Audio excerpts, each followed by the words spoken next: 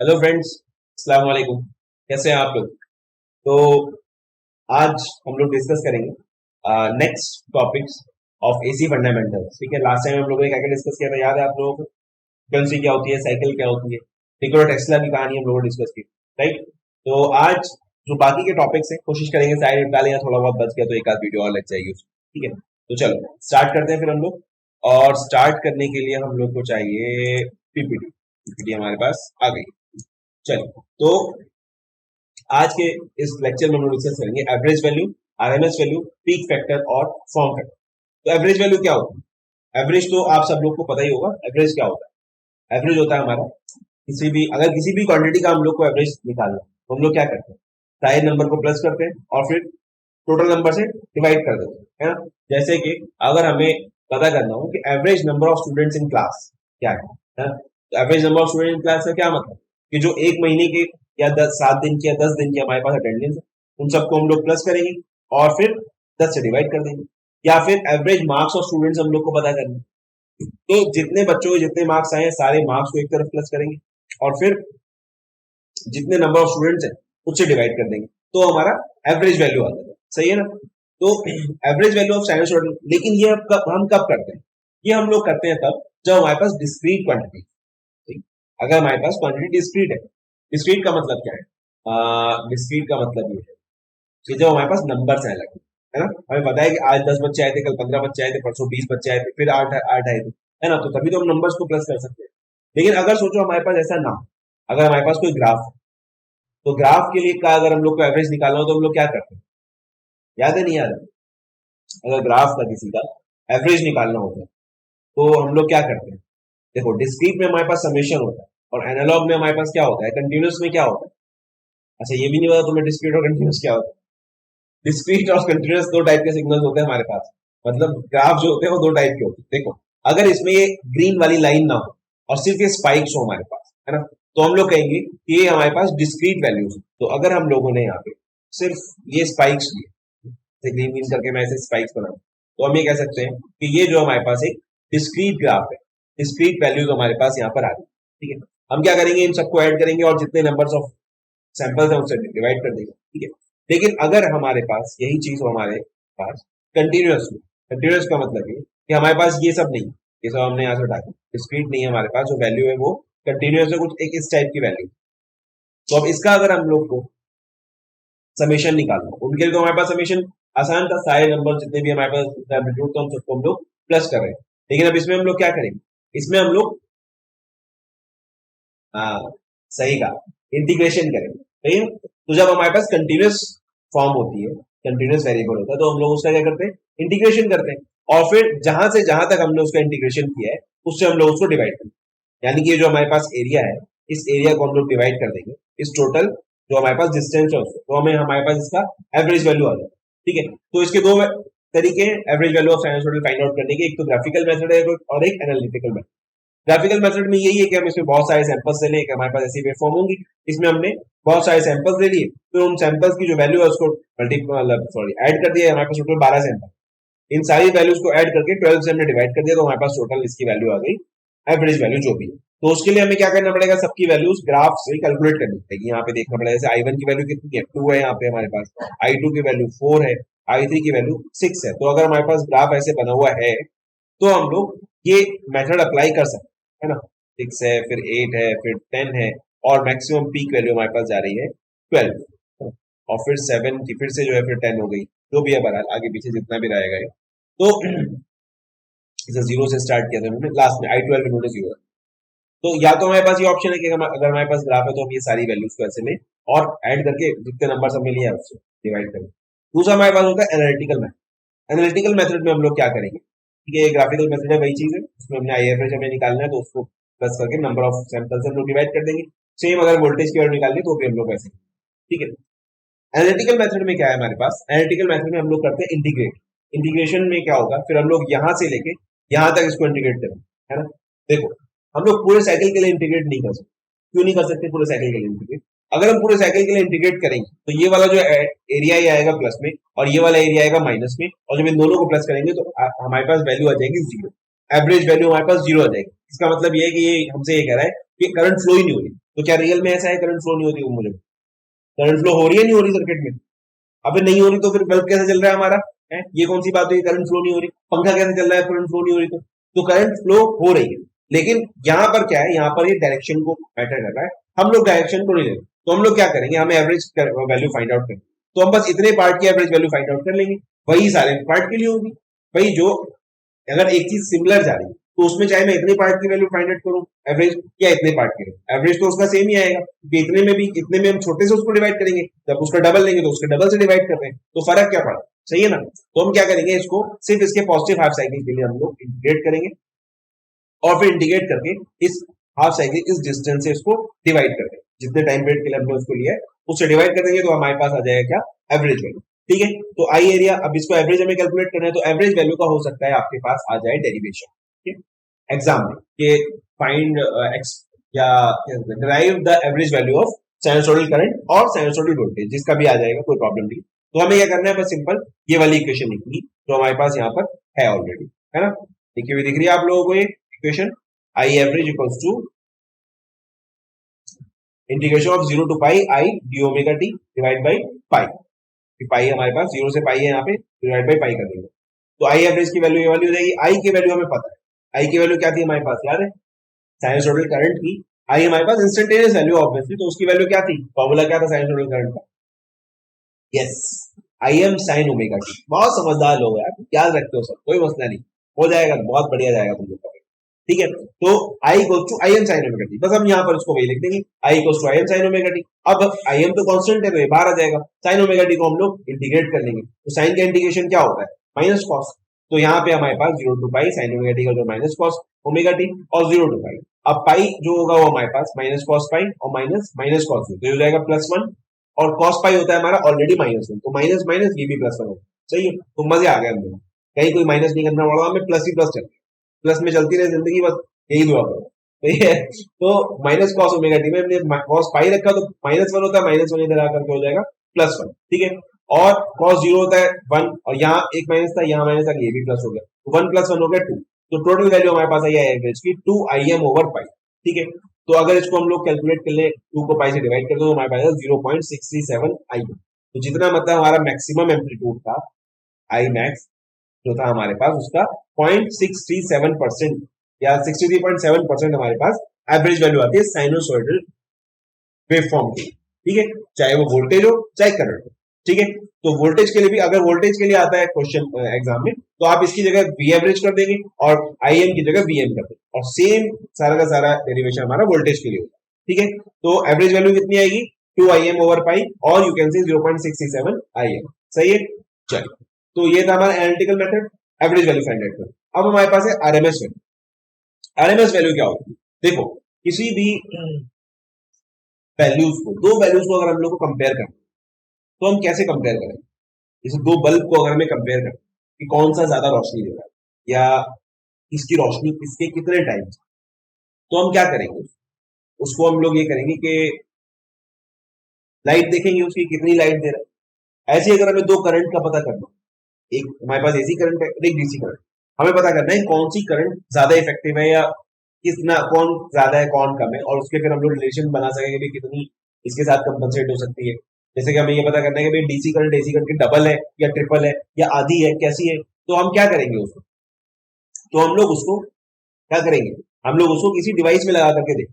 सही, तो अब डिवाइस जो है हमारे पास नॉर्मल सबसे सिंपल डिवाइस क्या होता है, मतलब सबसे सिंपल एलिमेंट जिसमें हम लोग पावर डिसिपेट कर सकते हैं।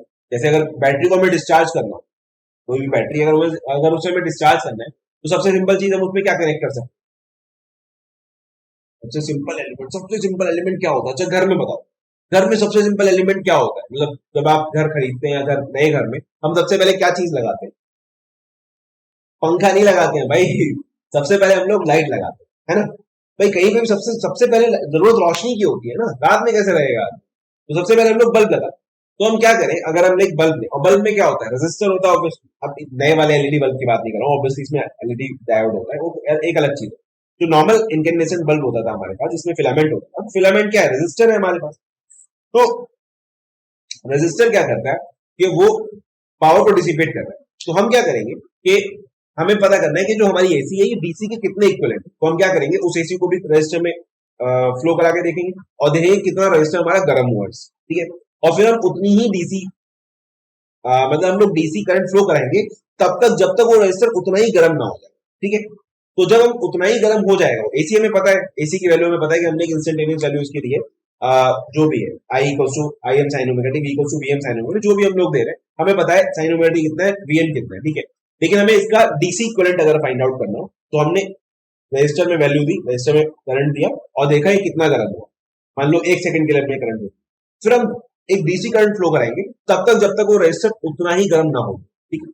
तो हम तब हमें पता चलेगा अच्छा ये वाली जो हमारी 2 एम्पियर हम लोग जो समझ रहे थे एसी की वो एक्चुअल में डीसी के 4 एम्पियर के बराबर है। इसका मतलब ये जो है इसकी आरएमएस वैल्यू, ठीक है, इसकी आरएमएस वैल्यू एसी करंट की वो 4 एम्पियर, जो हमें देखने से लग रहा है 2.5 एम्पियर की है करंट, उसकी आरएमएस वैल्यू एक्चुअल में 4 एम्पियर। समझ में आ रहा है कुछ मेरी बात? तो आरएमएस वैल्यू क्या है? RMS value is the equivalent amount of DC current, ठीक है, कि अगर हम लोग उतनी डीसी करंट फ्लो कराएं तो वो सेम इफेक्ट करेगी जितना भी हमारी ये वाली एसी करंट है, ठीक है।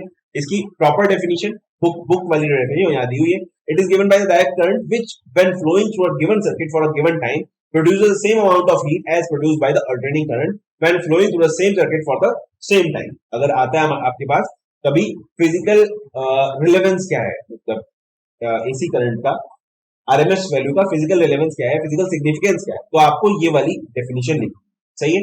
उसके अलावा नॉर्मल जो हमारे पास होता है आरएमएस के लिए वैल्यू, ये हमने इसका मतलब बैकग्राउंड स्टैब्लिश किया है। तो आरएमएस वैल्यू की हमारे पास डेफिनेशन ये होगी। कैलकुलेशन क्या होगा? कैलकुलेशन बिल्कुल नाम के हिसाब से देखो, इसका रूट मीन स्क्वायर वैल्यू क्या कहते हैं इसको हम लोग, दोबारा बताओ मेरे साथ, रूट मीन स्क्वायर वैल्यू, ठीक है। तो हम चलेंगे राइट हैंड साइड से, पहले हम किसी क्वांटिटी का स्क्वायर करेंगे, फिर उसका मीन निकालेंगे। मीन क्या होता था?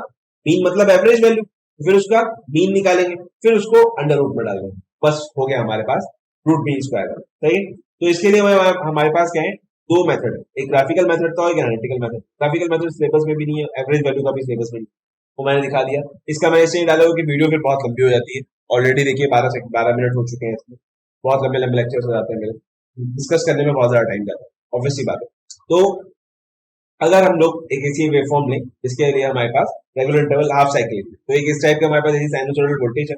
अब अगर हम इसका आरएमएस वैल्यू फाइंड आउट करनी, तो area of the square curve of the over half cycle divide by the length of the base over half cycle, ठीक है। यहाँ पर इसका जो स्क्वायर होगा, इसका स्क्वायर कुछ इस टाइप का है, अगर हम इस वाली वैल्यू को स्क्वायर करें तो इसका स्क्वायर ऐसा आएगा, ठीक है। इस स्क्वायर को हम लोग डिवाइड कर देंगे इसके पूरे लेंथ से और फिर उसको अंडर रूट में डालेंगे, ठीक है। तो I R M S square value जो होगी हमारे पास होगी 0 to pi I square d omega t divide by pi, ठीक है। देखो पहले हमने स्क्वायर किया, फिर मीन लिया और फिर इसको अंडर रूट में डाल देंगे, ये स्क्वायर है ना, नहीं, वरना इसको अंडर रूट में आप डायरेक्ट भी लिख सकते हो, कोई दिक्कत नहीं। कहीं लिखा है मैंने इसको डायरेक्ट? नहीं, नहीं डायरेक्ट नहीं लिखा मैंने। हम लोग जनरली क्लास में क्या करते हैं, सीधे हम लोग I R M S find out करते हैं और यहाँ पे एक अंडर रूट लगा देते हैं और फिर 1/पाई 0 to pi I square d omega t, ठीक है। अब सिंपल है, बस हमें क्या करना है, यहाँ पे आई स्क्वायर की वैल्यू रखनी। आई की वैल्यू क्या थी हमारे पास? आई की वैल्यू हमेशा सेम ही रहेगी एसी करंट के लिए, क्या है? I equals to I m sine omega t, क्या है? I equals to I m sine omega t, सही है। बहुत इसको बार बार दोहराते रहो, मेरे साथ साथ रिपीट करते रहो, याद हो जाएगा तुम लोग को, अभी फिर एग्जाम में ज्यादा प्रॉब्लम नहीं होगी याद करने, ठीक है। आई क्या है हमारे पास? I m sine omega t. V क्या है? V m sine omega t, AC current के लिए और एसी वोल्टेज के लिए, ठीक है। सॉरी, तो हमने यहाँ पे रखा आई एम साइन ओमेगा टी, तो क्या आएगा? आई m square into sine square omega t, ठीक है। तो आई एम हमारा कैसा है? कांस्टेंट है, तो इसलिए हम इसको लिख लेंगे बाहर, आई एम को हम लिख लेंगे बाहर, सही। ये हमारे पास आई बड़ा है, इसको बड़ा ही रखना, ठीक है। बाहर अंदर भी बड़ा था, बाहर भी बड़ा ही रहेगा हमारे पास। छोटे से हम लोग क्या क्या डिफाइन कर रहे थे हम लोग? छोटे वाले वेरिएबल से हम लोग शो करते हैं अल्टरनेटिंग क्वांटिटी या वेरिएबल क्वांटिटी, और बड़े वालों से कांस्टेंट क्वांटिटी। तो हमारे पास आई एम तो कांस्टेंट ही है हमारा, इसलिए हम लोग आई एम स्क्वायर रखेंगे यहाँ पे, आई m square over pi 0 to पाई। अब जो साइन स्क्वायर ओमेगा टी है ये होगा हमारा 1 minus cos 2 omega t divide by 2, ठीक है। देखो cos 2 ओमेगा टी क्या होता है हमारा?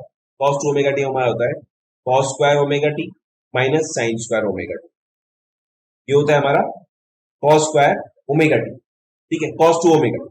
तो अगर हम इसको चेंज करें, अगर हम यहाँ पे हमें साइन स्क्वायर ओमेगा टी को cos में कन्वर्ट करें, तो अगर cos हमारे पास क्या होता है? cos स्क्वायर ओमेगा टी होता है हमारा 1 minus sine square omega T. तो मैं यहाँ लिख रहा हूँ जहां पर मेरी फोटो आ रही है, तो आप लोग को कुछ दिख नहीं रहा होगा यहाँ पे, ओके। तो वैसे इतनी ट्रिग्नोमेट्री आप लोग को आती होगी, और अगर नहीं भी आते तो चलो मैं लिख देता हूँ, यहाँ पे छोटा छोटा लिखता हूँ, ठीक है, थोड़ा सा देख लेना तुम लोग अपने हिसाब से मैनेज कर लेना। अरे भाई चलो, हाँ, तो यहाँ पे लिखते हैं। तो हमारे पास था cos square omega t equals to sir 1 - sin² omega, चलो अभी लिखना ही था। और ये cos 2 ओमेगा टी होता है हमारा, cos 2 omega t equals to cos square omega t plus, sorry, minus minus sine square omega t, ठीक है। तो अब cos स्क्वायर ओमेगा टी की जगह हम लोग रख देंगे यहाँ पे 1 - sin² ओमेगा टी। तो ये हो जाएगा हमारा 1 - sin² ओमेगा टी। तो साइन स्क्वायर ओमेगा टी यहाँ पे, साइन स्क्वायर ओमेगा टी यहाँ पे, तो हमारा क्या हो जाएगा 1 - 2 sin² ओमेगा टी हो जाएगा ये, है ना, हो जाएगा हमारा 1 - 2 sin² ओमेगा टी। अब अगर हम यहाँ से इसको इधर ले आते हैं, इसको इधर ले आते हैं, तो हमारा साइन स्क्वायर ओमेगा टी हो जाएगा sine square omega t, 2 sin² omega t equals to 1 - cos 2 omega t, ये हो जाएगा, ये इसको यहाँ से निकाल दो। और यहाँ से फिर साइन स्क्वायर ओमेगा टी की वैल्यू क्या आएगी, ये 2 हट के यहाँ पे चला जाएगा, तो यही चीज हमने यहाँ पे कर दी, सही है, दिख रहा होगा आप लोगों को। यही चीज हमने क्या की, साइन स्क्वायर ओमेगा टी का ये वाली वैल्यू हमने यहाँ पर पुट कर दी 1 - cos 2 omega t divide by 2, ठीक है। ना हो तो ये cos 2 ओमेगा टी की वैल्यू होती है cos square omega T minus sine square omega T, और वहां से तुम लोग खुद भी डिराइव कर सकते हो, उतने बच्चे नहीं हो यार तुम लोग, ठीक है। आगे चलो आई एम स्क्वायर जो है, फिर हम लोग इसको जब करेंगे इंटीग्रेट, ठीक है, यहाँ तक तो समझ में आया, m square divide by pi और 0 to पाई हमारे पास आ रहा है, ठीक है। हर जगह यहाँ पे हम लोग आई एम को बड़ा ही एम लिख लेंगे, ठीक है, और ये हो जाएगा हमारा आई m square omega T, I m square divide by 2 pi, I m square divide by 2। अब क्या होगा, यहाँ 1 है और cos 2 ओमेगा टी, दो टर्म्स आए हमारे पास, वो जो 2 था वो बाहर आ जाएगा, तो इसलिए यहाँ पे 2 पाई आ गया, ठीक है, ये 2 हमारा यहाँ से बाहर आ गया, तो बाहर 2 पाई हो गया, और अंदर बचा हमारा 1 और cos 2 ओमेगा टी।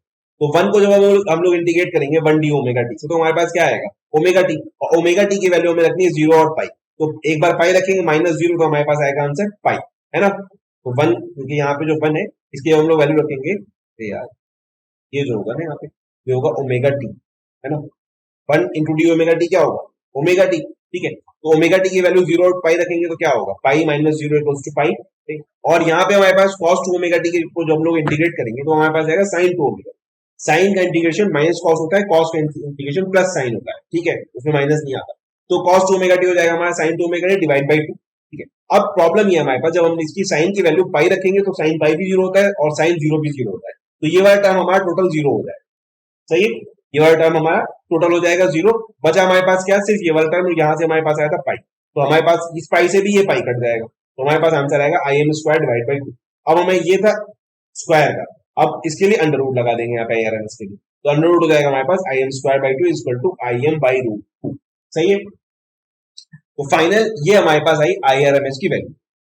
ये इस स्लाइड में फिर भी थोड़ा सा बड़ा है, अगर आप लोग कॉपी पे लिखेंगे तो मुश्किल से 5 लाइन का डेरिवेशन है, सही है, ज्यादा बड़ा नहीं, 5 लाइन का डेरिवेशन है, स्टार्टिंग से यहाँ पे अंडर रूट लगा देना, सिंगल सिंगल स्टेप में सारे सॉल्व हो जाएंगे, 5-6 लाइन में आपके 5 मार्क्स का क्वेश्चन सॉल्व होगा, और क्या चाहिए बताओ, इससे ज्यादा आसान भी कुछ होगा, ठीक है।